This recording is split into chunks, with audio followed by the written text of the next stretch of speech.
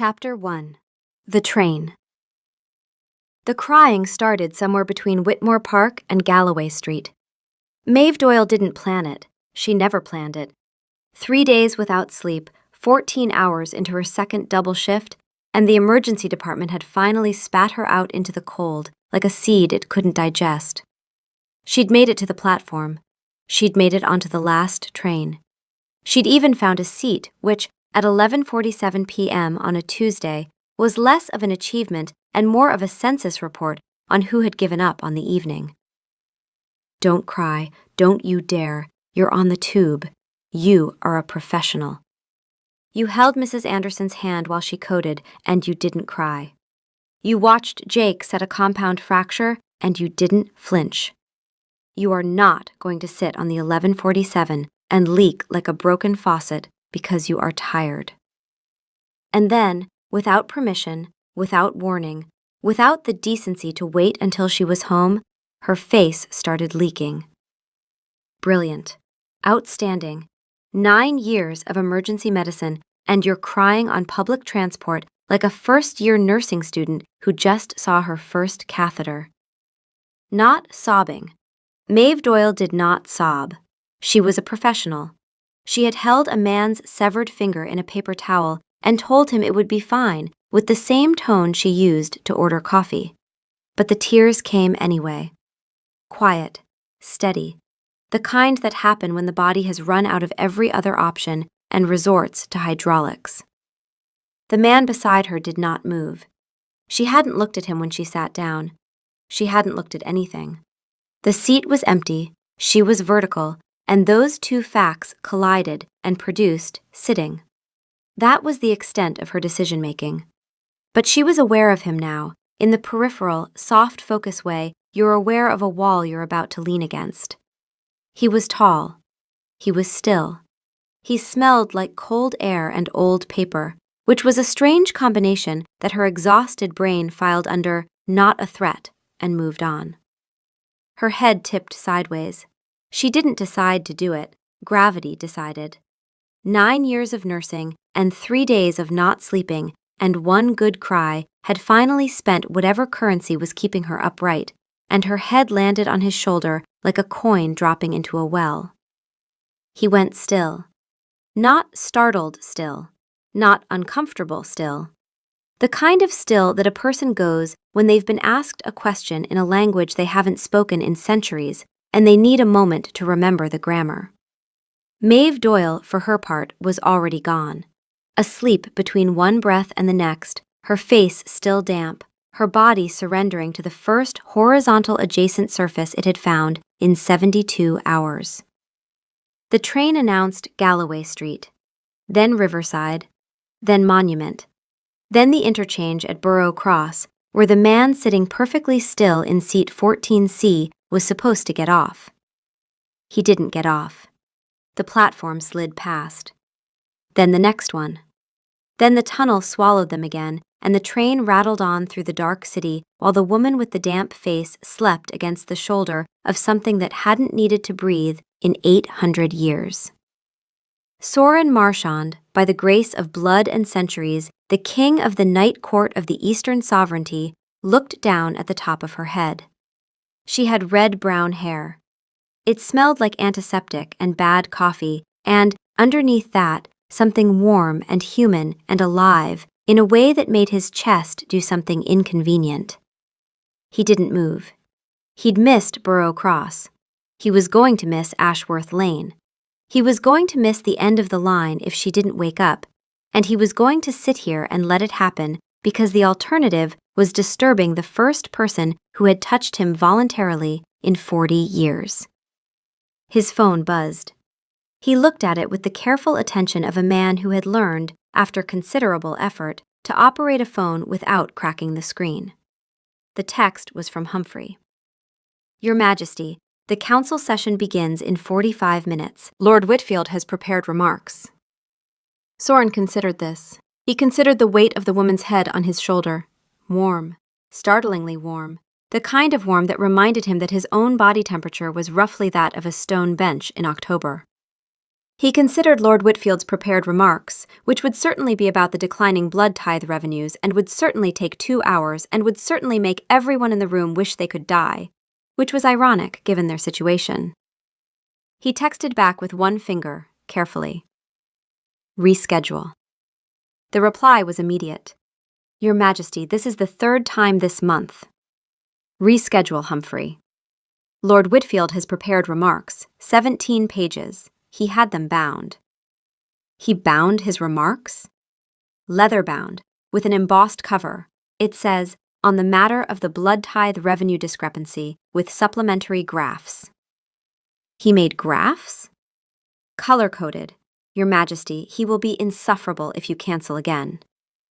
Lord Whitfield has been insufferable since 1690. It is, at this point, a defining characteristic rather than a variable condition. Reschedule. A pause. Then, may I ask why? Soren looked at the woman sleeping on his shoulder. She had stopped crying. Her breathing had gone deep and slow and even, the way a person breathes when they are finally, genuinely safe. And something about that, about the fact that she felt safe enough to sleep against a stranger on a train, was doing something to his ribcage that he had not experienced since approximately 1743. He texted, I have business. What business, Your Majesty? Future business. That is not a category of business. It is now. I have just created it. He put the phone away. The train reached the end of the line at 20 minutes past midnight. The automated voice said, This train terminates here. All passengers must leave the train. In the flat, disinterested tone of something that had given up on humanity long before Soren had. She stirred. Her eyes opened, unfocused. And for a moment she looked at the empty carriage with the bewildered expression of a person who has woken up in a place they don't remember choosing. Where am I? Why is the train not moving? Why is my face wet? Why is there a shoulder under my... Then she felt the shoulder under her cheek, looked up. Their eyes met. His were a shade of gray that didn't quite exist in nature. Not silver, not slate, something older than either, like the color of sky just before a storm forgets it was supposed to clear. Oh no. Oh no. You fell asleep on a stranger. You fell asleep on a stranger on the tube and you drooled on him. This is how you die. Not in a code blue, not saving someone's life, but of mortification on the last train. Oh God, she said. Oh, I'm so sorry. I didn't... How long was I? It's all right. It is absolutely not all right. I just slept on a stranger on the tube like a drunk Labrador. How many stops? A few. A few? What? Where are we? Oak Ridge Terminus? She stared at him. That's the end of the line. Yes. Your stop was... You must have... How many stops did you miss? He considered lying, decided against it. 7? 7? Why didn't you wake me up? He looked at her. She had mascara tracked under her eyes and a crease on her cheek from his coat, and she was looking at him like he'd done something inexplicable, which, from any reasonable perspective, he had. You needed sleep more than I needed my stop, he said simply. She opened her mouth, closed it, opened it again. That is, she said slowly, either the nicest thing anyone has ever done for me, or the opening scene of a true crime documentary, and I'm too tired to work out which. He almost smiled. Almost. The muscles remembered the shape, but hadn't committed to the action in quite some time. You should take the return train, he said. I believe it leaves in 12 minutes. What about you? I'll make arrangements. She stood, paused, looked down at herself. Did you... My coat. I didn't have my coat on when I sat down. You were cold. You put your coat... No, wait, this is my coat. You took my coat from my bag and put it on me? You were shivering. She looked at him for a long moment, sleep blurred, tear-streaked, something in her expression that he couldn't read, which was unusual, because he had been reading people for 8 centuries and was generally considered fluent. Thank you, she said. For the stop thing. The 7 stops. It was no trouble. She turned toward the platform, then stopped, looked back. The coat was cold, she said. When I woke up, the fabric against my neck was cold, like it had been held by someone who... She frowned. Never mind. I'm hallucinating. 3 days without sleep. Thank you, train stranger. She walked off the carriage and into the fluorescent light of Oak Ridge Terminus, and Soren Marchand sat in seat 14C and did not move for a very long time. His phone buzzed. Lord Whitfield is displeased. Lord Whitfield has been displeased since 1690. He perseveres. Chapter 2. The Waiting Room. The thing about working nights in the emergency department was that you developed a taxonomy of waiting room people. There were the panickers, minor injury, maximum drama. The stoics, arterial bleeding, I didn't want to make a fuss. The repeats, whom Maeve knew by first name and insurance number. The accompaniers, who sat rigid with worry beside someone they loved. And the lost, who came in at 2 a.m. because the ER was the only lit room in their lives.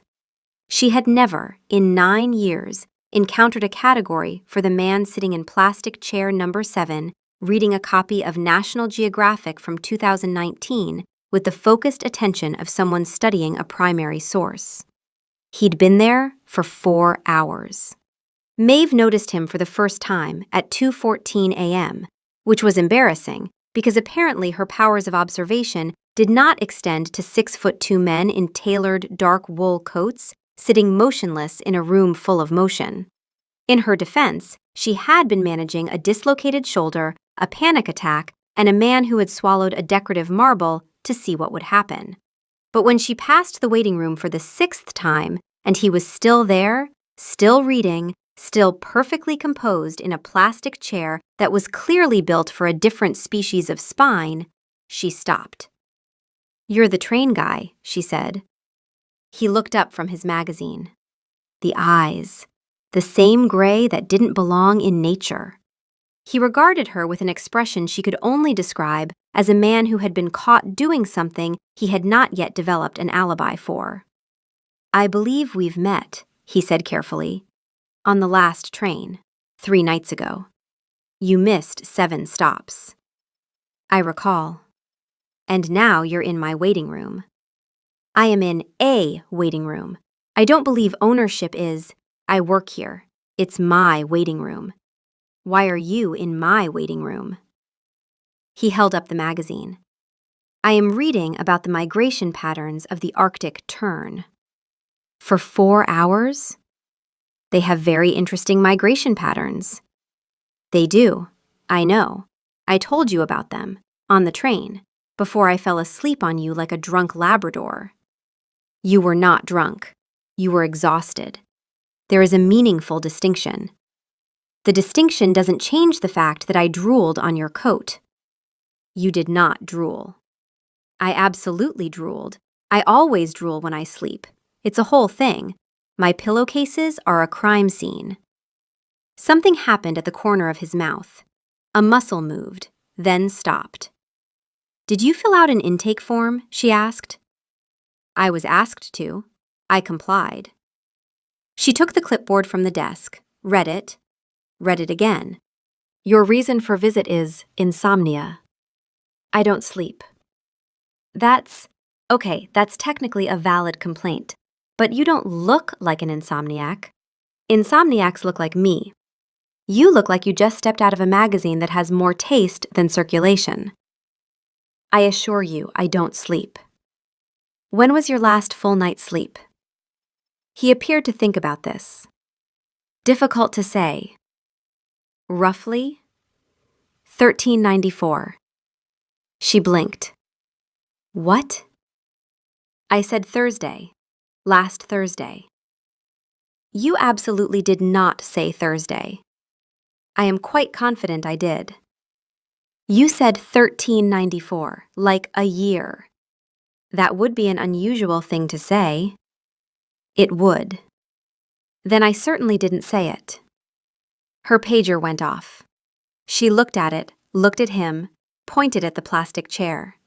Stay, she said, the way she said it to patients who were about to do something inadvisable, which was most of them. I had no plans to leave.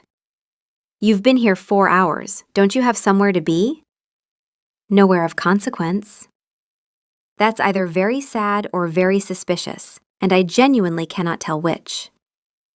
Why can't it be both? She turned to go, paused.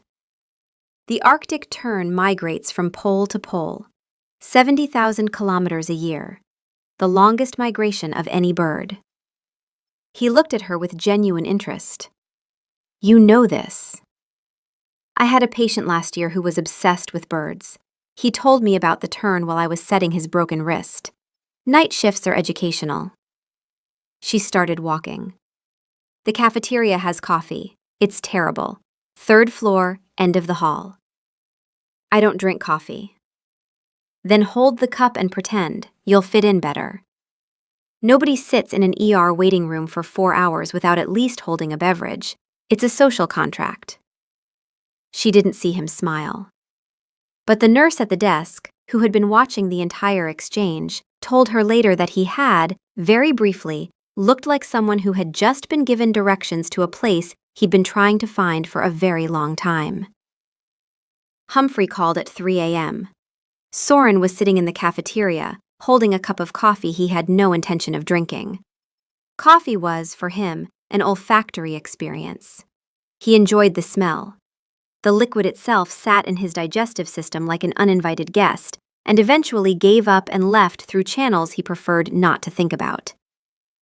Your Majesty? Humphrey?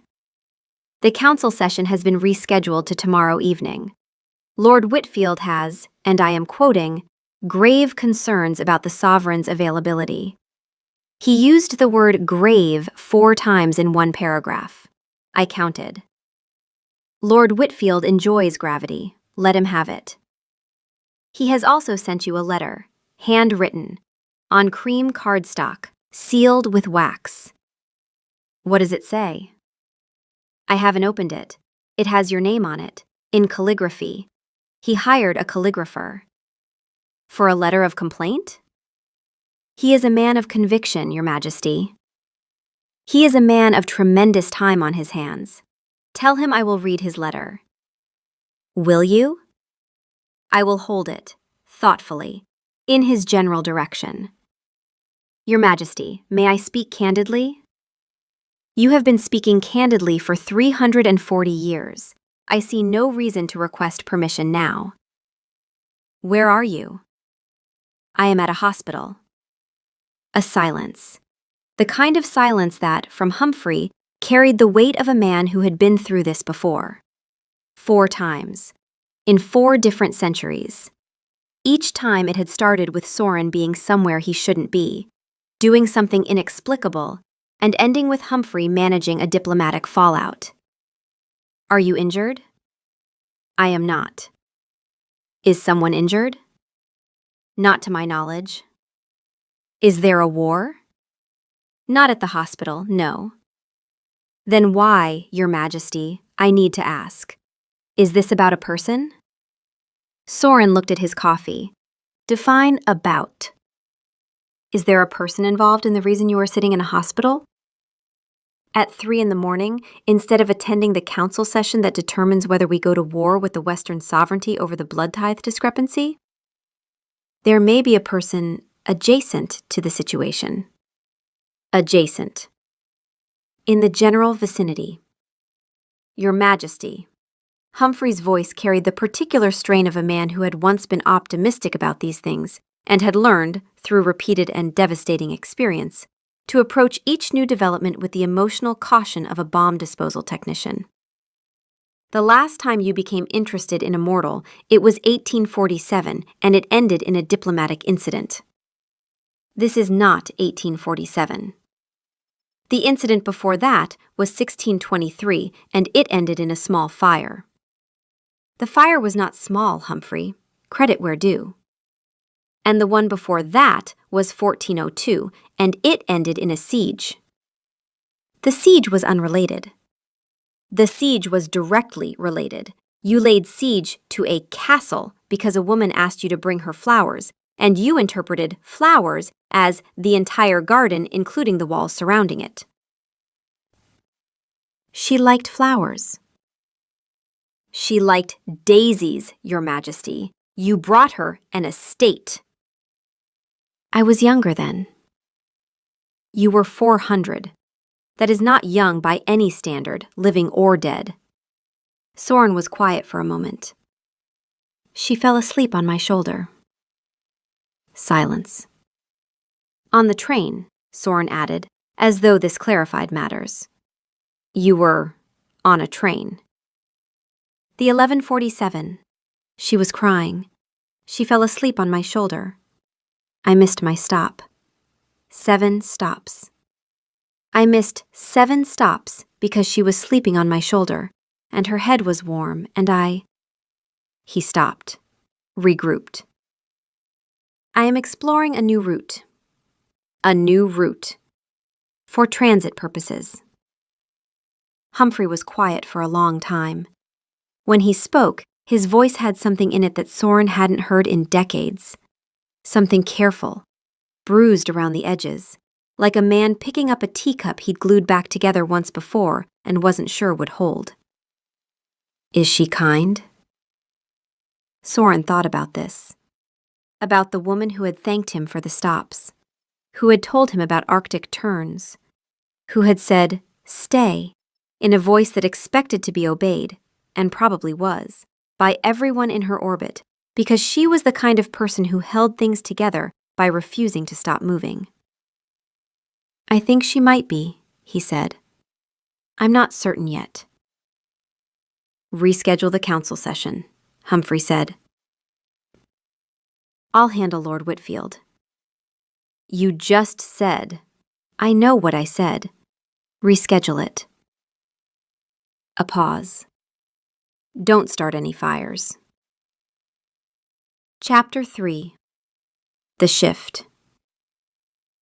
Over the next 2 weeks, Soren Marchand became a fixture of the St. Dunstan's emergency department, the way a very expensive, very still piece of furniture becomes a fixture.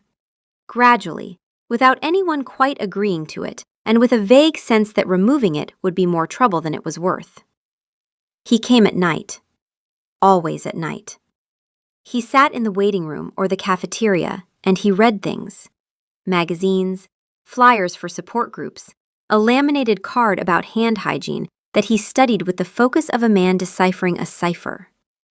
By the 4th night, the night shift staff had opinions. Your insomniac is back, said Jake, the night shift paramedic, dropping a chart on the desk. He's not my insomniac. He's been here 6 nights in a row. He brings his own reading material now. Last night he had a book. In Latin. Maybe he's a classics professor. Classics professors don't look like that.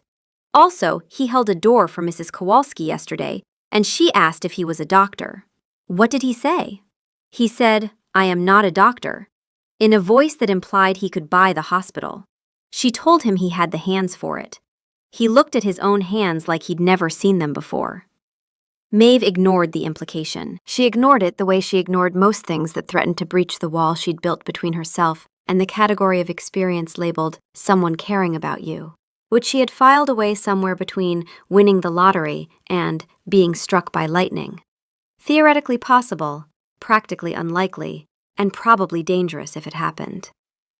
She did, however, bring him a sandwich at 1 a.m., but not before he'd started asking questions. Not small talk questions, structural questions. The kind of questions a man asks when he is trying to understand the architecture of a civilization he has never been inside. Why does the hospital require proof of insurance before treating an emergency? Because the system is broken. You are telling me that a person who is bleeding is first asked to produce documentation? Yes.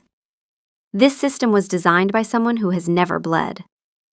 That is probably the most accurate thing anyone has ever said in this waiting room. He'd nodded once, the way a man nods when his worst suspicions about a foreign government have been confirmed. The next night, explain the hierarchy of the medical staff. I am attempting to understand the chain of authority. Attending physician outranks the resident. Resident outranks the intern. Intern outranks the medical student. Medical student outranks nobody. And you? Nobody outranks the triage nurse. Nobody? We decide who lives and who waits. He'd looked at her with something like recognition, something ancient and approving. You understand authority. I understand triage. They are the same thing. And the night after that, standing in the break room doorway while she heated tea in a mug that said, "World's most adequate nurse." Why is this microwave broken?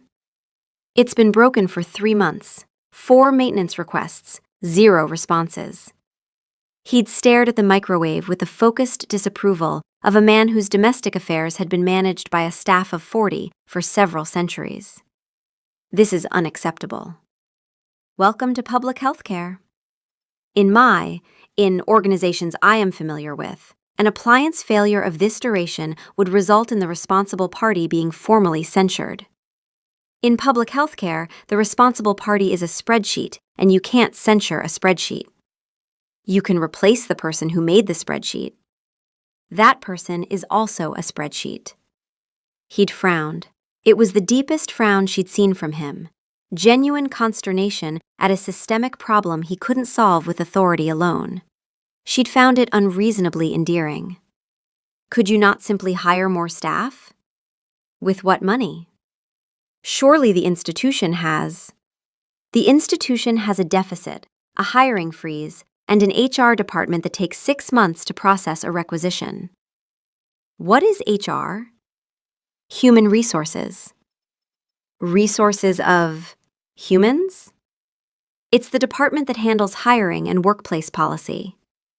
You have a department specifically for managing humans? As opposed to... He opened his mouth, closed it. Never mind.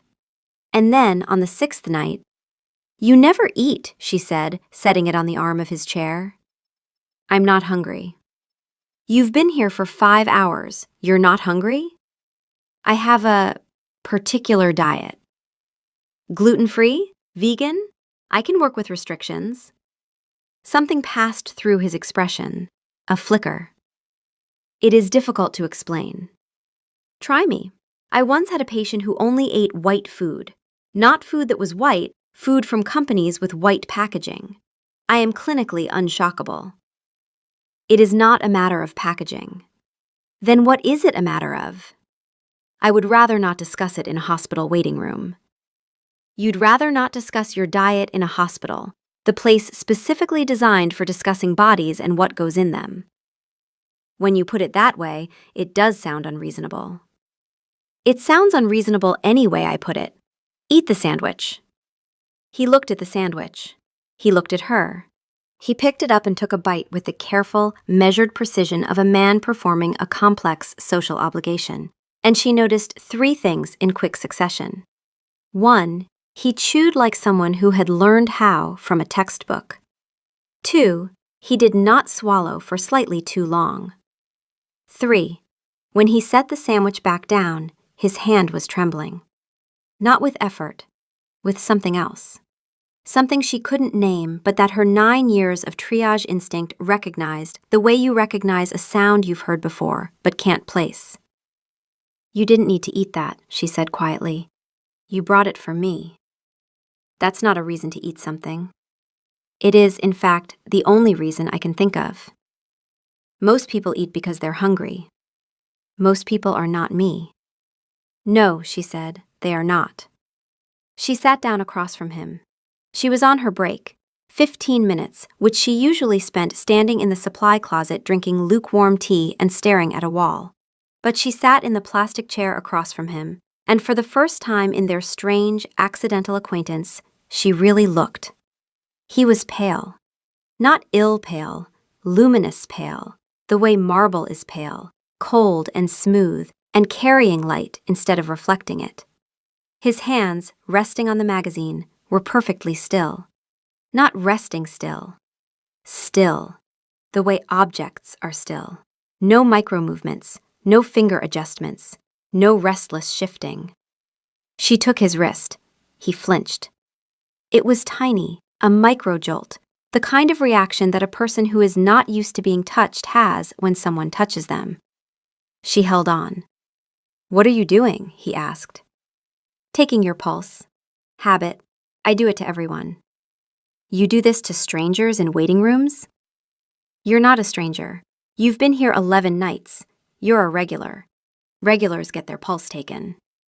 She pressed her fingers to his wrist. The skin was cool, not cold from outside cool, deep cold. The kind of cold that came from inside, from a body that didn't generate its own heat. She waited for the pulse. She waited. There's nothing. There's nothing there. The radial artery is right under my fingertips, and there is nothing. She pressed harder. Nothing. No throb, no rhythm, no evidence that the heart inside his chest was doing anything at all. She looked up at him. He was watching her, the expression of someone who has been found. Not caught, found. Like a door he'd assumed was locked had just opened. His body temperature is approximately 15 degrees. His heart rate is 0. He is sitting upright and reading about Arctic terns with a heart rate of 0. In 9 years of emergency medicine, I have never had a patient with a heart rate of 0 who was also making polite conversation about birds. "Your hands are cold," she said. It was not what she was going to say. She knew it was not what she was going to say. He knew it was not what she was going to say. They both sat in the space of the thing she didn't say, and neither of them moved. "Yes," he said. "Are they always cold?" "Always." She let go of his wrist. She picked up the sandwich. She set it in front of him. "You don't have to eat it," she said, "but I'm going to keep bringing them." He looked at the sandwich. He looked at her. Something in his expression broke open and reassembled so quickly that she almost missed it. But she was a triage nurse, and she was trained to catch the thing that happened too fast to see. "Thank you," he said. She went back to work. She didn't look back. But at the end of her shift, when she walked through the waiting room one last time, the sandwich was gone, and in its place was a note, written on the back of a magazine subscription card in handwriting that looked like it belonged in a museum. "The Arctic tern sleeps on the wing. It does not land for months at a time. I thought you should know this as a follow-up to our earlier discussion. I hope you sleep tonight. S." Oh, she thought. Oh, this is going to be a problem. That night, Maeve Doyle slept. 7 hours, the first full night in weeks. She dreamed of a shoulder that was cold, and hands that didn't move, and a pulse that wasn't there. Chapter 4. The Diagnosis. It happened on a Thursday. Thursday was Maeve's worst shift, short-staffed, high volume, the specific intersection of weeknight complacency and pre-weekend stupidity that produced injuries of astonishing creativity. By 1 a.m., she had treated a sprained ankle, skateboard, indoors, a fishhook embedded in a thumb, ice fishing on a lake that hadn't frozen yet, and a man who had glued his hand to his face while attempting a DIY project he'd found on the internet. Soren was in the waiting room. He was always in the waiting room. 11 nights now, consecutive, and the staff had stopped questioning it the way you stop questioning weather. She found it charming. She found it alarming that she found it charming. She found it more alarming that she had started looking forward to 11 p.m., when his coat would appear in the doorway and he would settle into plastic chair number 7, like a man who had been assigned a diplomatic post in a country he didn't understand but was determined to serve honorably. But tonight something was wrong. She'd noticed it over the past 3 days, a sharpening. The stillness that was always present in him had become rigid. His hands, always motionless, now gripped the chair arms. His jaw worked occasionally, a muscle tightening and releasing, and his gaze tracked her across the room with an attention that had shifted from warm to something else. Something focused. Something that made the animal part of her brain, the part that a million years of evolution had fine-tuned for exactly this kind of recognition. Sit up and pay attention. He hadn't eaten the sandwich she'd brought. He hadn't touched the coffee. He was sitting in his chair and his eyes were following her, and she knew, with the certainty of a woman who had spent 9 years learning to read bodies, that something in his was failing. She walked over to him. "When did you last eat?" "I'm fine." "That's not what I asked. When did you last eat?" He didn't answer. His jaw tightened. The muscle at his temple worked, then went still. A ghost memory of a pulse that wasn't there. "You should perhaps not stand quite so close," he said. "Why?" "Because I am." He stopped, closed his eyes. When he opened them, they were different. The gray was darker, depthless, the color of deep water before a storm. "Because I haven't eaten in 11 days, he said, very quietly. "And you are standing very close, and you are very warm, and your heart is beating quite fast, and I can hear it." She didn't step back. 9 years of triage had taught her that the moment you stepped back was the moment you lost the patient. "You can hear my heartbeat." "From across the room. Yours, specifically. I've been listening to it for 11 nights. He said this without drama, as a fact. The way you'd say the train leaves at 11:47. It speeds up when you're running a code. It slows down when you're charting. Right now, it is doing something in between that I don't have a word for. She should have been afraid. She cataloged this thought, noted it, and set it aside, because fear was a luxury she could indulge when the shift was over. Right now, she had data.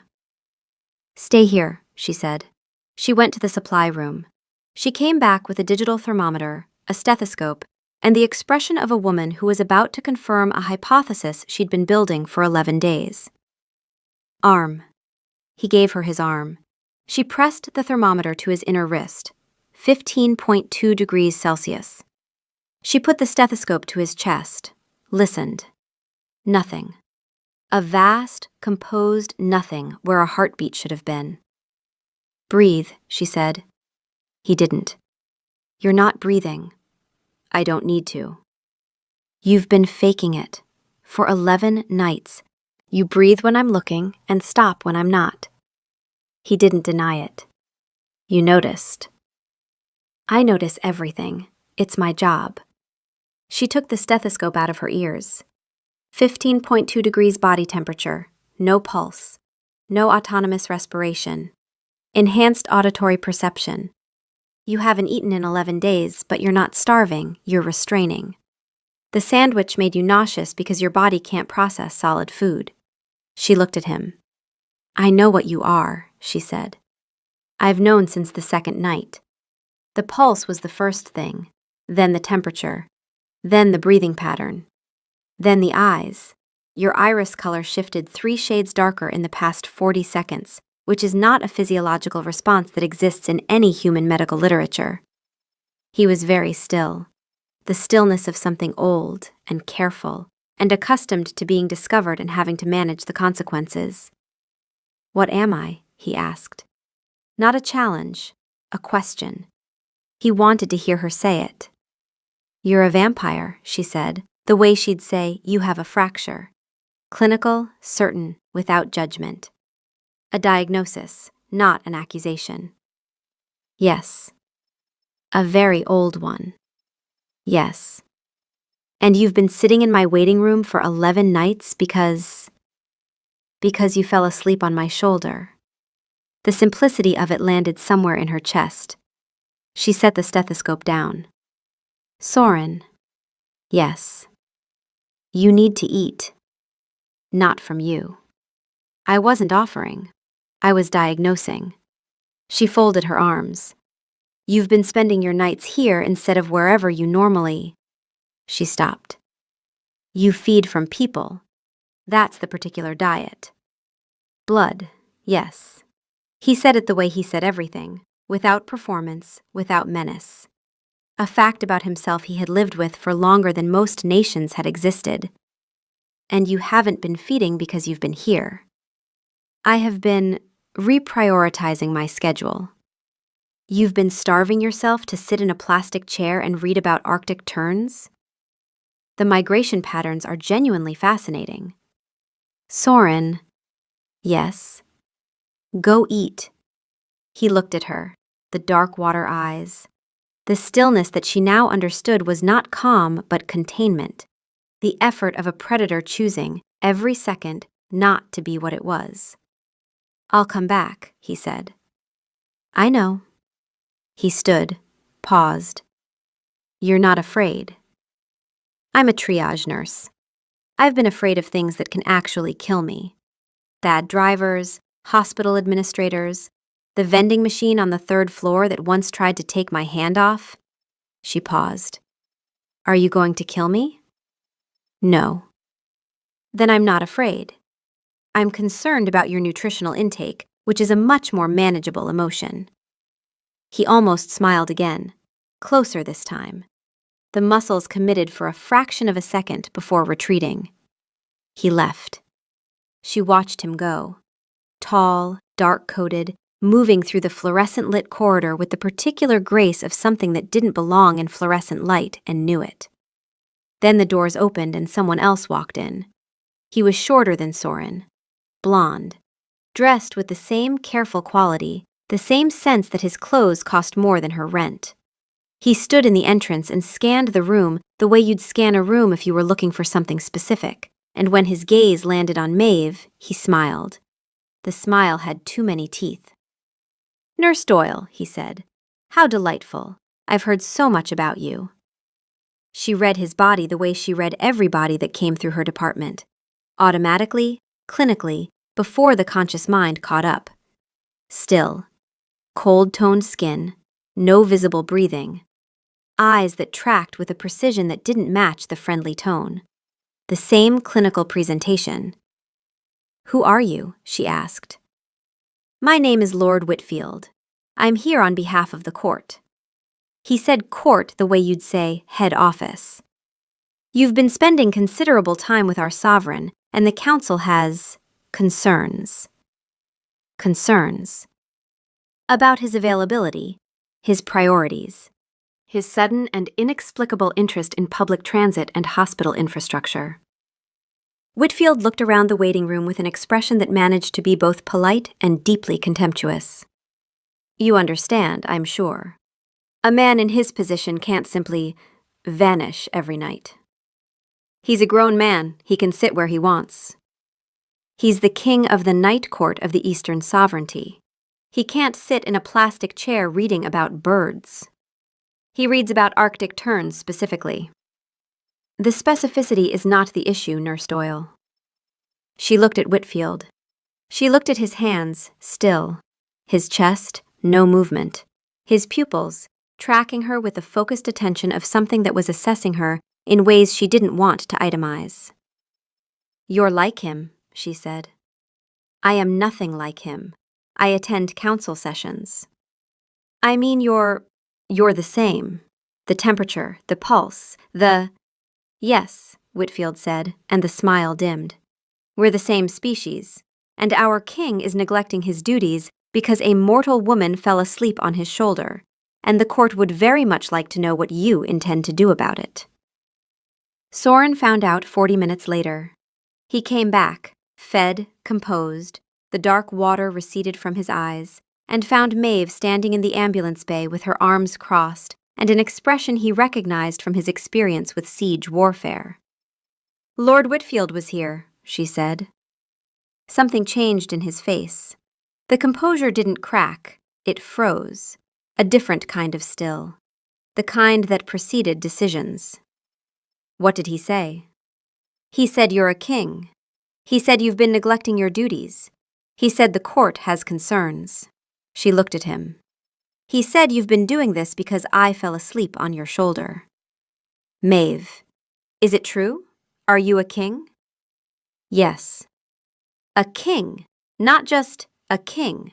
An actual king, with a court and a council and people who depend on you. Yes. And you've been sitting in my waiting room, Maeve, missing council sessions, Maeve, reading about Birds? Maeve. He said her name with a weight that stopped her. Not thrall, not compulsion. Just the sound of a man who had spent 800 years choosing his words and had chosen this one. Yes, I am a king. Yes, I have a court. Yes, I have been neglecting obligations that predate your hospital by several centuries.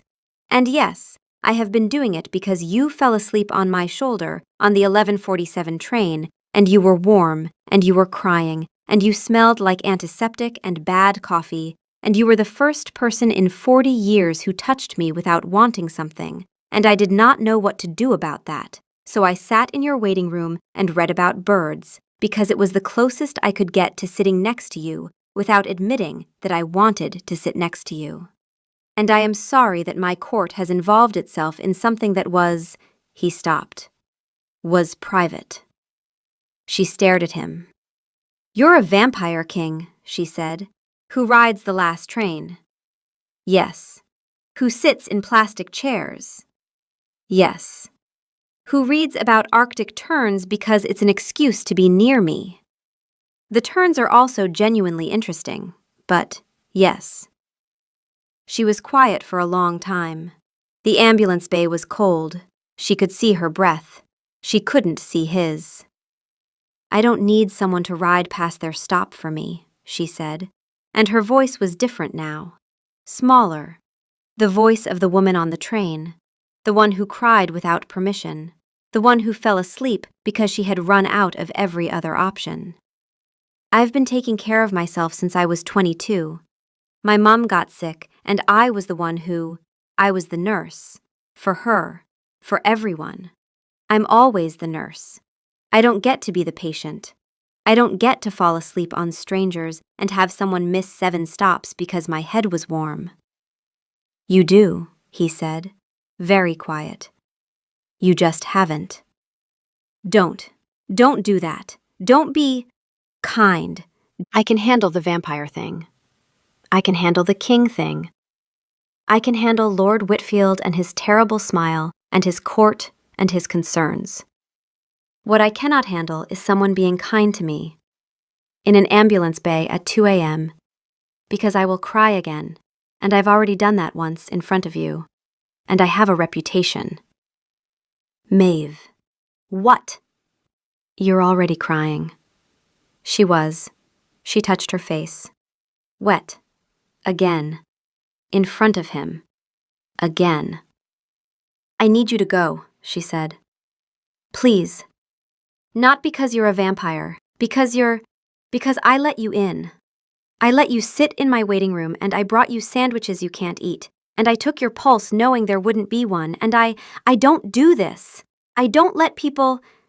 I know, he said. I know you don't. That is precisely why I wanted to. He left. He walked out of the ambulance bay and into the night, and he did not look back. Because looking back would have undone 800 years of discipline, and he was fairly certain that what he wanted to do, which was turn around and go back to her and sit in a plastic chair for the rest of his existence, was not what she was asking for. His phone buzzed. How is the situation? Lord Whitfield went to the hospital. Oh no. He spoke to her. Oh no! She is angry. Not about the vampire thing. About the kind thing. A long pause. Your Majesty, I say this with the hard-won caution of someone who has watched you do this 4 times in 4 centuries.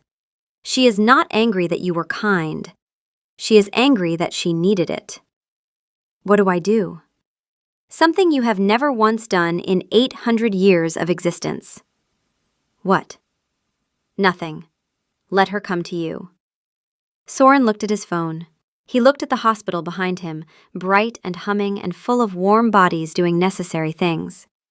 He looked at the sky, which was lightening in the east, and he turned toward the dark, because the dark was where he lived, and he walked home. He did not ride the 11:47 train. Not that night. Not the next. Not for 6 nights. Chapter 5. The Platform. The microwave appeared on a Monday. Not the old one. A new one. Commercial grade, stainless steel. Mounted to the break room wall with the kind of professional installation that suggested someone who was accustomed to having things done properly. "Who bought a microwave?" said Jake, staring at it. "Nobody bought a microwave," said Tanya, the night shift charge nurse. "I've been trying to get maintenance to replace that one for 5 months. The requisition hasn't even been approved." "Well, someone approved something, because this is a $1,200 microwave." No, he didn't. Maeve looked at it. She touched the stainless steel door. She thought about a man frowning at a broken microwave and calling it unacceptable, with the genuine offense of someone whose entire world runs properly because he commands it to. He did. She didn't say anything. On Tuesday, 3 new nurses were added to the night shift rotation. "Did you know about this?" Jake asked her, reading the updated schedule. "No." 3 nurses, full benefits, night shift specifically. Tanya says it's a private donation. Anonymous? How did you know it was anonymous? Lucky guess. You stubborn, impossible 800-year-old man. You learned what HR was. You learned what benefits were. You did it through proper channels. You absolute... She sat in the break room. She heated a cup of tea in the new microwave. She drank it. On Wednesday, she opened the night shift staff fridge and found meals. Labeled. Individually portioned. Her name on one of them. Inside, Thai basil chicken. The exact dish she had mentioned once, at 3 a.m., 3 weeks ago, to a man sitting in a plastic chair who apparently remembered every word she'd ever said despite having a brain that had been accumulating words for 8 centuries. She held the container. She pressed her forehead against the fridge door. "Are you okay?" Jake asked from the doorway. "I'm fine." "You're pressing your head against the fridge." "I'm having a moment." "With the fridge?" "With the concept of being taken care of. It's new. I don't love it. I'll be fine in a minute." She breathed. On Thursday, her personal email received a message from an address she didn't recognize. It was not meant for her. It was a forwarded funding confirmation from an entity called the Marchand Foundation to St. Dunstan's Hospital, reference Night Shift Staff Enhancement Program. The cover note, in a tone of profound personal satisfaction, read, "Your Majesty, the program is confirmed. 3 positions funded in perpetuity. I have also taken the liberty of replacing the microwave as you requested and arranging meal delivery for the night shift staff from the restaurant you specified. The total expenditure is, I should note, less than what Lord Whitfield spent on new curtains for the East Wing last quarter. I mention this for no reason at all. Respectfully, Humphrey." The email had been sent to s.marchand@nightcourt.org. It had been accidentally CC'd to m.doyle@stdunstans.nhs.uk. Maeve stared at it. She stared at it for a long time. Then she picked up her phone and typed 3 words. Humphrey was in the middle of drafting Lord Whitfield's quarterly complaint response when his phone buzzed. Unknown number. "Is this Humphrey?" He set down his pen. He picked up his phone with the carefulness of a man handling an explosive. "Who is this?" "The nurse, from the waiting room." Humphrey closed his eyes. He opened them. He looked at the ceiling of his office, which had been painted in 1734 and had witnessed every one of his professional crises since. "Nurse Doyle, how did you get this number?" "Your email. You CC'd me on the funding confirmation." Oh. Oh dear.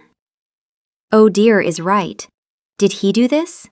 The nurses, the microwave, the meals? A pause. Humphrey stared at his phone. He thought about the 4 previous times. He thought about 1847. He thought about the small fire. He thought about every careful, cautious wall he had built around the tender, bruised part of himself that still believed, against all evidence and experience, that this time might be different. Yes, he did all of it. He researched the correct institutional channels. He was very specific about proper HR procedures. He asked me what benefits meant 4 times. He also asked the restaurant to note any allergies in your file. He does not know what allergies are, precisely, but he was very clear that yours should be accommodated. I don't have any allergies. I know. He asked me to check. I checked. He then asked me to check again. I checked again. He then asked whether allergies could develop spontaneously. I told him they could.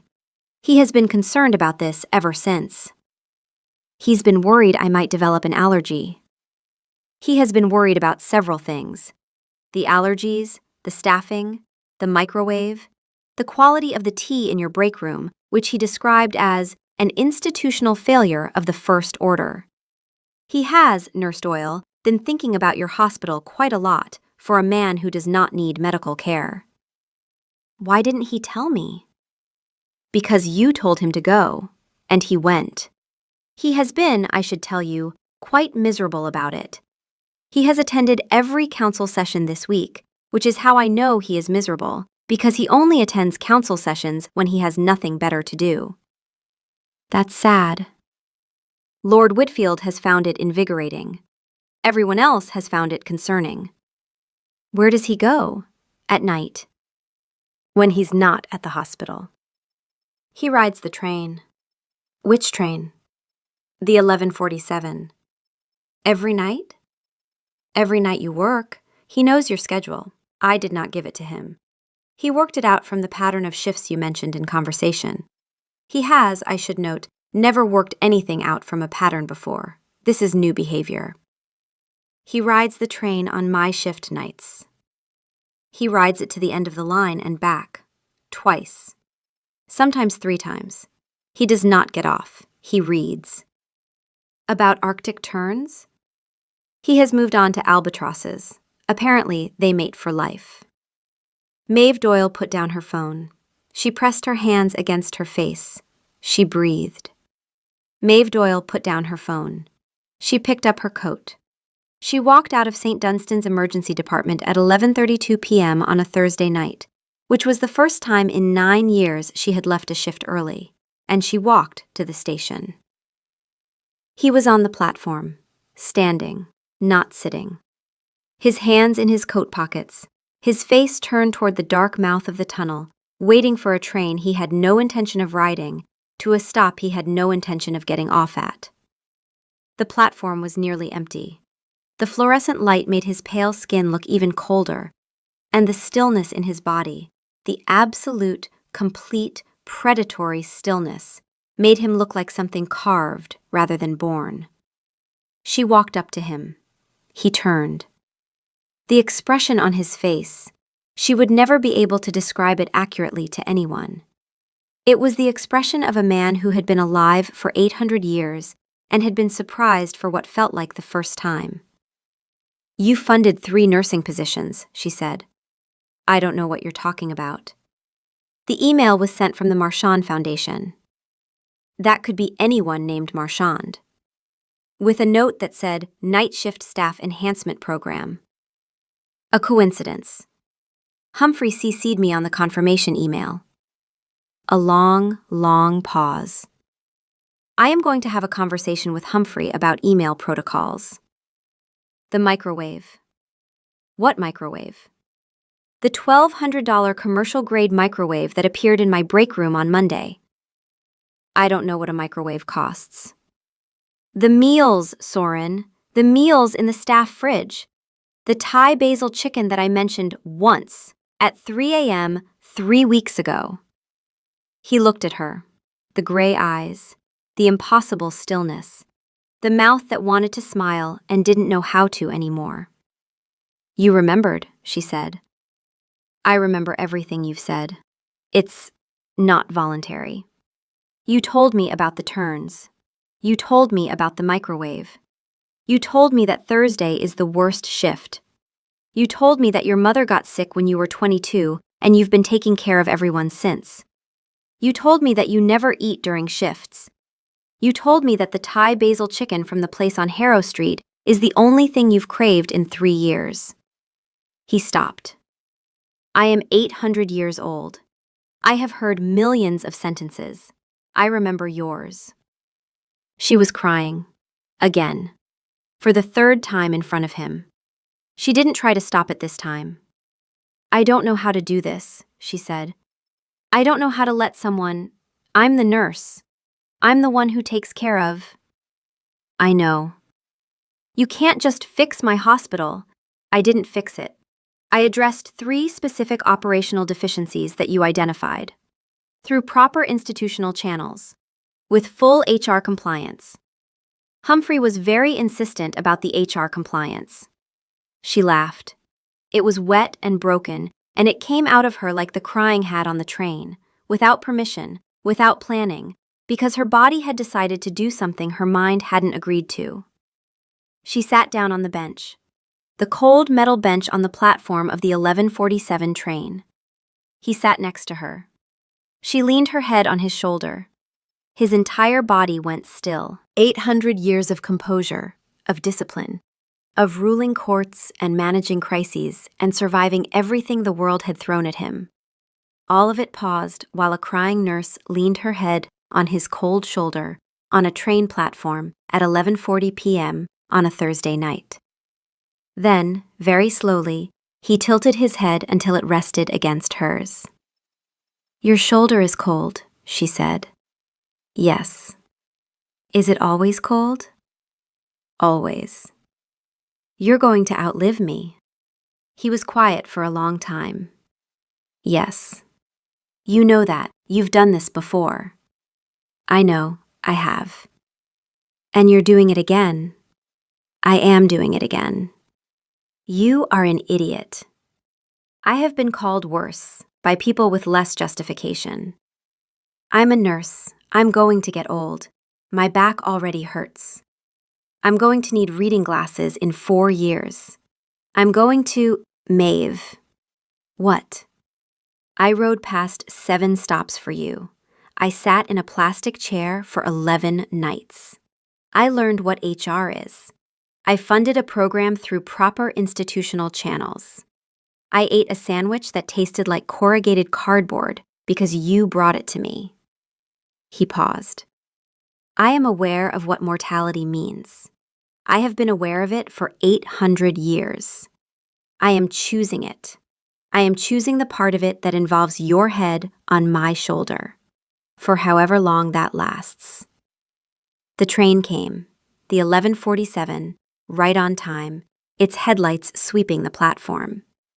The doors opened, they got on. They sat down. She leaned her head on his shoulder, and he didn't move, and the train pulled away from the platform and headed into the dark. He missed his stop. Again. Soren. Yes. You just missed your stop. I'm aware. Are you going to miss it every time?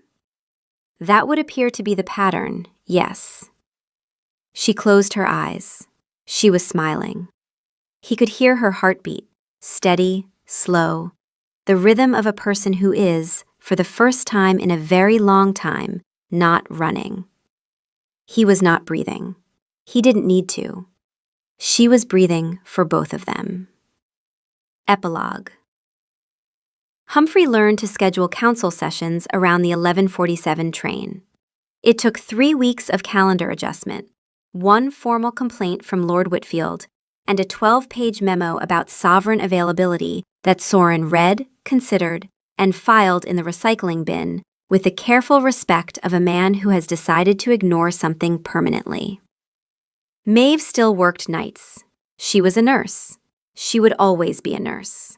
But now she ate during shifts, meals that appeared in the staff fridge, labeled, allergies noted, from the place on Harrow Street that did the Thai basil chicken. The night shift had 3 new nurses, full benefits, and a $1,200 microwave that was the best piece of equipment in the entire department. Soren rode the 11:47 every night she worked. He brought a book. He had graduated from the National Geographic to actual literature, though Maeve suspected this was largely because Humphrey had confiscated the magazines. She fell asleep on his shoulder every time. He never once got off at his stop. And somewhere in the dark, rattling through the city on the last train of the night, a man who had been alive for 800 years and a woman who had been alive for 31 sat together and breathed. One of them because she needed to, and one of them because he wanted to remember how.